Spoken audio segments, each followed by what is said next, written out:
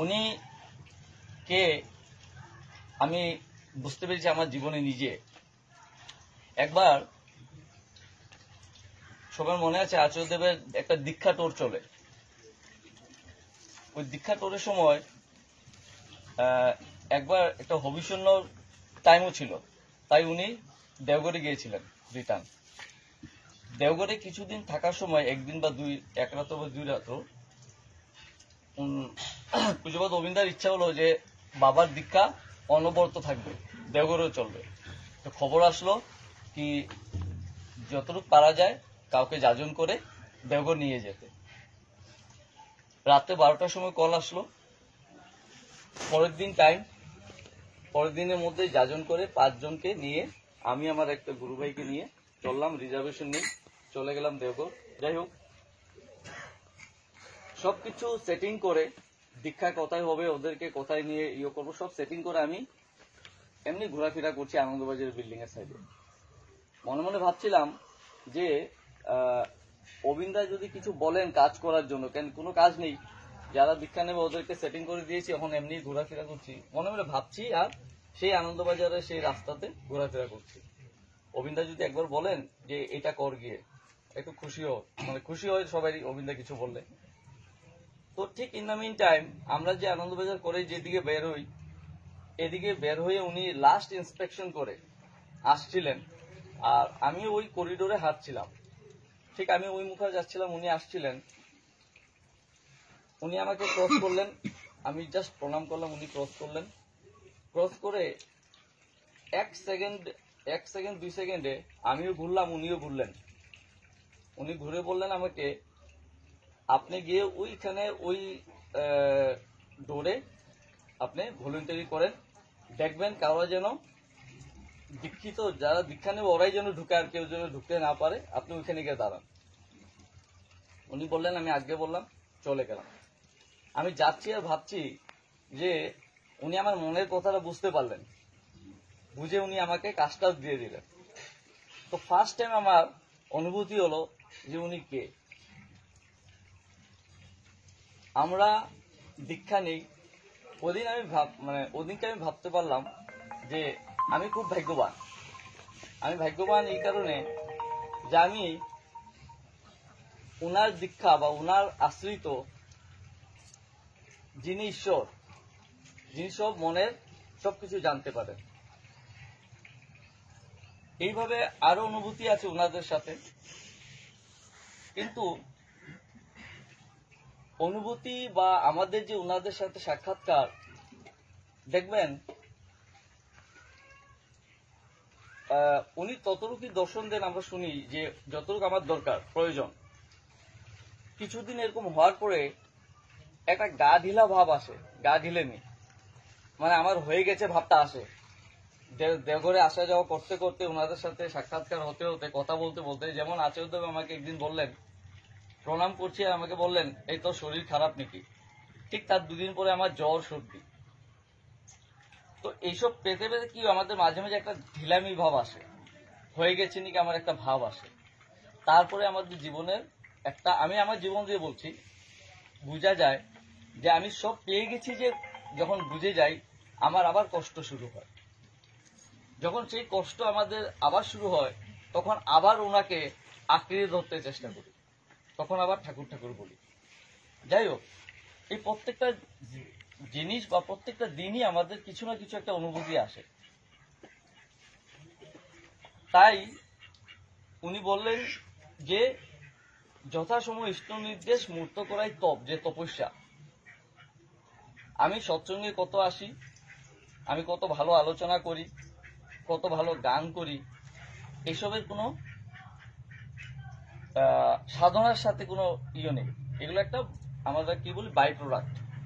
যেমন কান টানলে মাথা আসে, এরকম একটা প্রোডাক্ট।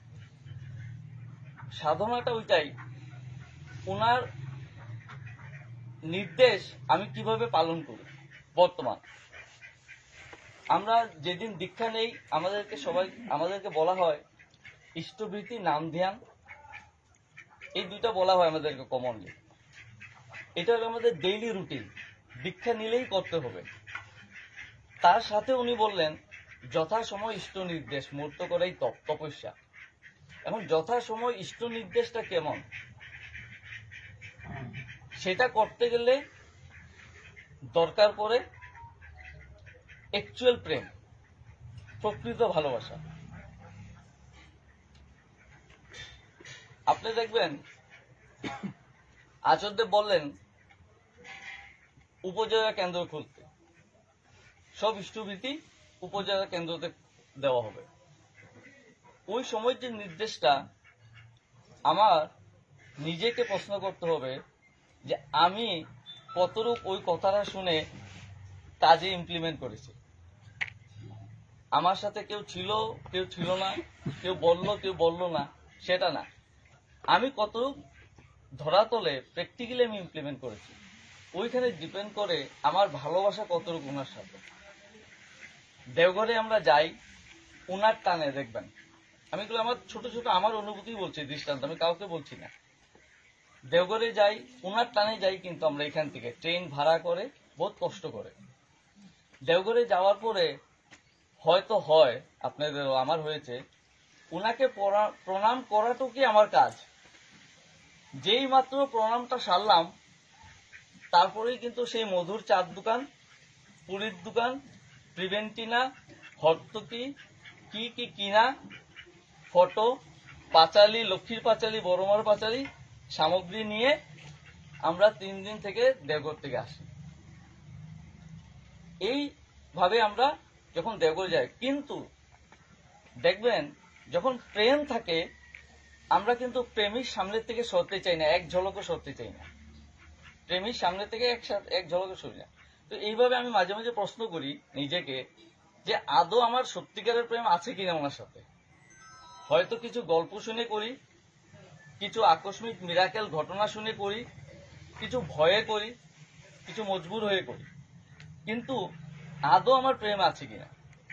সেই প্র্যাকটিক্যাল প্রেম যদি থাকে তবে কিন্তু আমরা বাস্তব কর্মেই নিরত থাকি। উনি যা বলেন আমি তাই করি। কিন্তু যেমন এখন আমাদের বর্তমান একটা আমাদের নির্দেশ চলছে যে ডিপি ওয়ার্ক, সবাই শুনেছি আমরা, দীক্ষাপত্র ওয়ার্ক।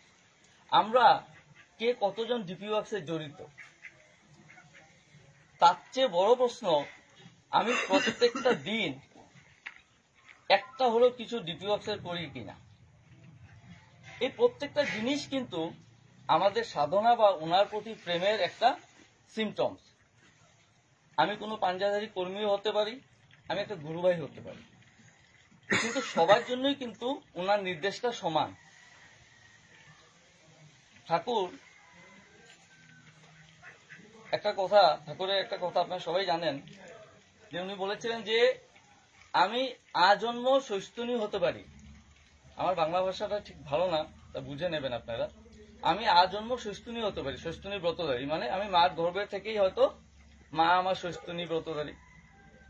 আমি হিমাচল সমুদ্র দীক্ষা দিতে পারি, আমি আমার ধন সম্পদ তোমার পদতলে ঢেলে দিতে পারি।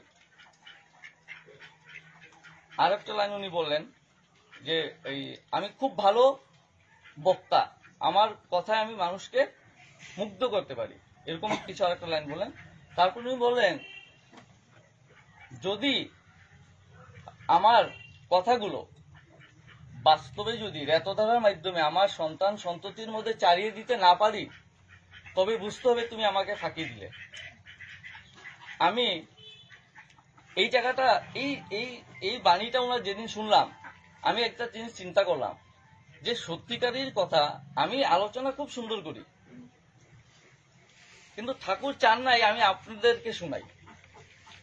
ঠাকুর চান নাই আমি আপনাদেরকে শোনাই। ঠাকুর চাইছেন আমি আমার ঘরে রেতধারার মাধ্যমে আমার সন্তান সন্ততির শোনাই। দেখবেন, একটু জল দিন না, দেখবেন আমি যে আলোচনাটা এখানে দাঁড়াই করতেছি, আমি সেই আলোচনাটা আমার ঘরে আমার সন্তানদেরকে বসিয়ে আমার বউকে নিয়ে কি আলোচনাটা করতে পারি কিনা। যদি আমার বাস্তব কর্ম না থাকে তবে আমি কিন্তু আমার ঘরে এই আলোচনাটা করতে পারবো না, যেটা এখানে বলছি। সবচেয়ে টাফেস্ট ওয়ার্ক হলো দুনিয়াতে বউকে বিশ্বাস দেওয়া। তারপরে সন্তানদেরকে। আমার অ্যাকচুয়াল চরিত্র মেজারমেন্টটা হয় আমার ঘরে, কিন্তু ওই পয়েন্টটাই ঠাকুর ধরলেন যে বাস্তবভাবে যদি আমি আমার সন্তান সন্ততি চালিয়ে দিতে না পারি, তবে বুঝতে হবে তুমি আমাকেই ফাঁকি দিলে। তার মতো আমি এখানে দাঁড়িয়ে নাম ধ্যানের কথা বলতে পারি, ইষ্টভীতির কথা বলতে পারি, সবকিছু বলতে পারি, কিন্তু ঘরে একটু ক্ষমা চেয়ে নিচ্ছি।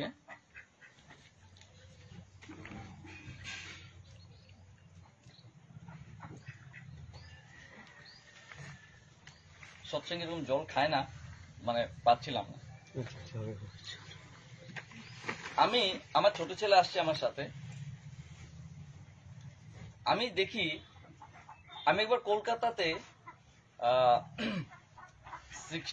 আমাদের যে লাল গণেশ মন্দিরের সামনে যে ঠাকুর বাড়িটা, অফিসটা না বাড়িটা, যেটা ষোড়শী ভবন, আমি আচার্যদেবের দর্শনের জন্য দেওঘরে গেলাম।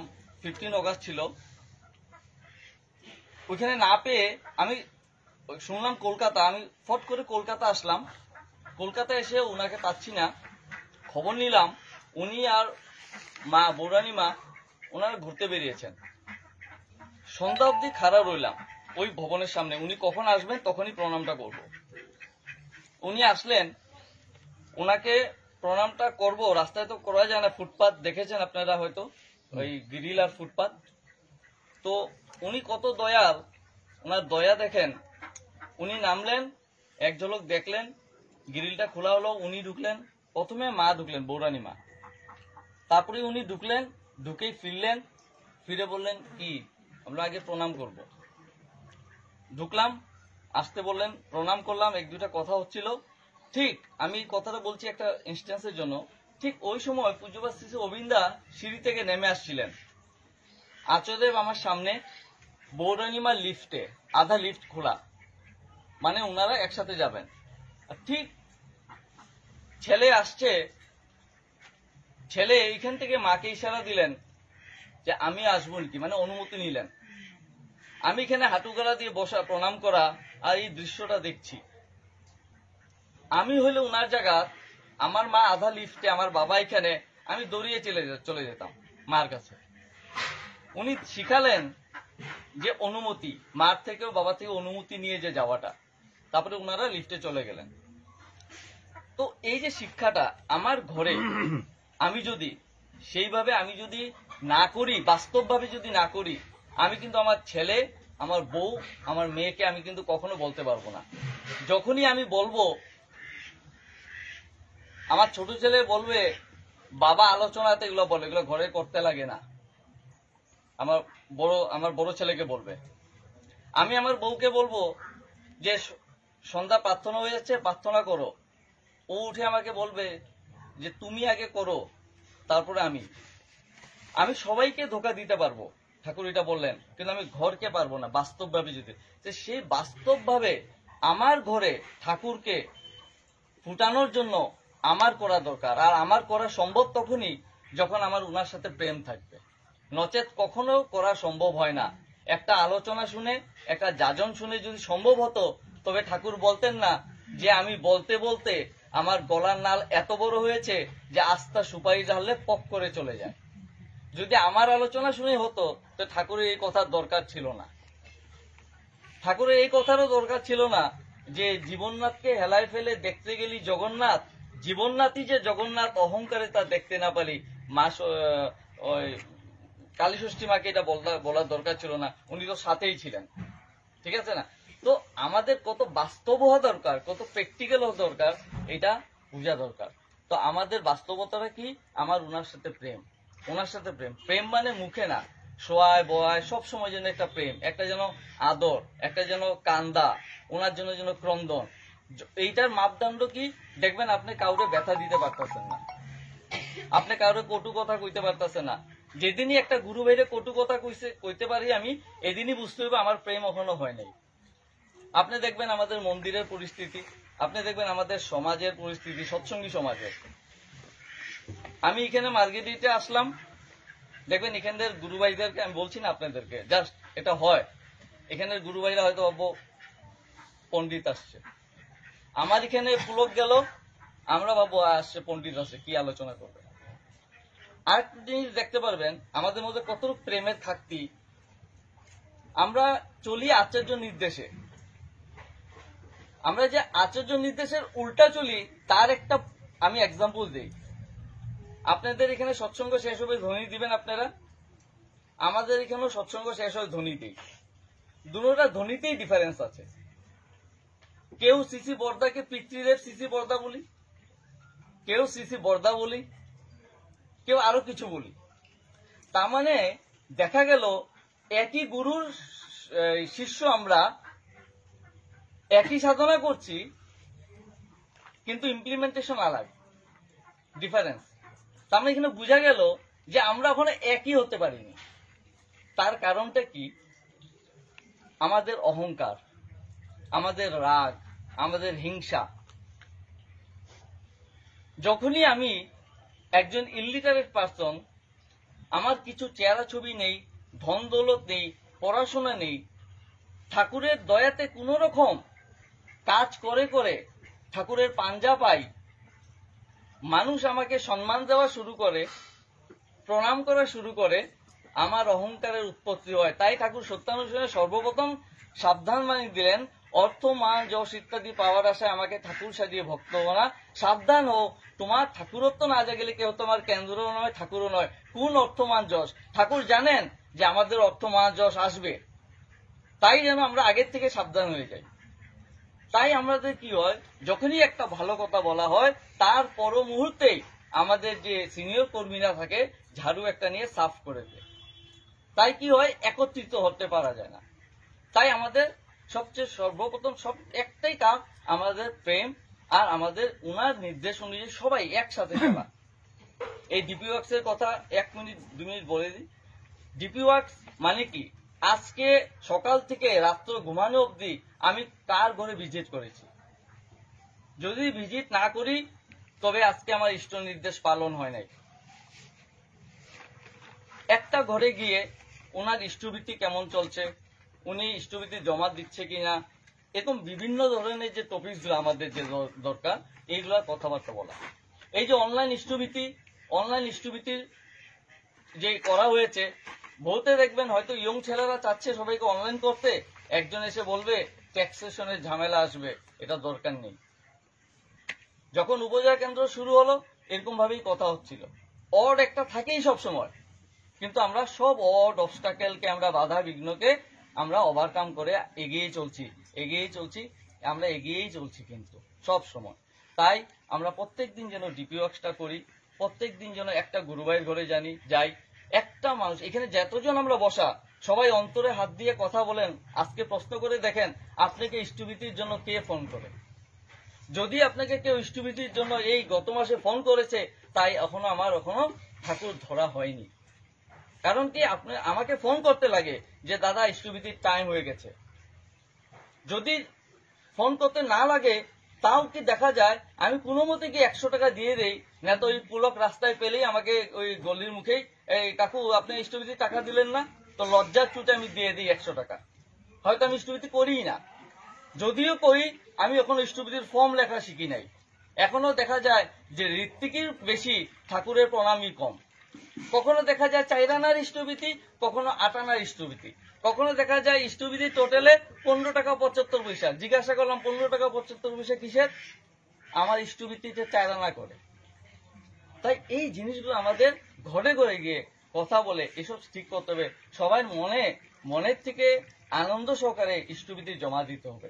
যতদিন আমরা এটা পারবো না, খালি ইষ্টভীতি বা 20 বছর 25 বছর দীক্ষাই নিয়ে থাকলাম, কাজ কিছু হবে না।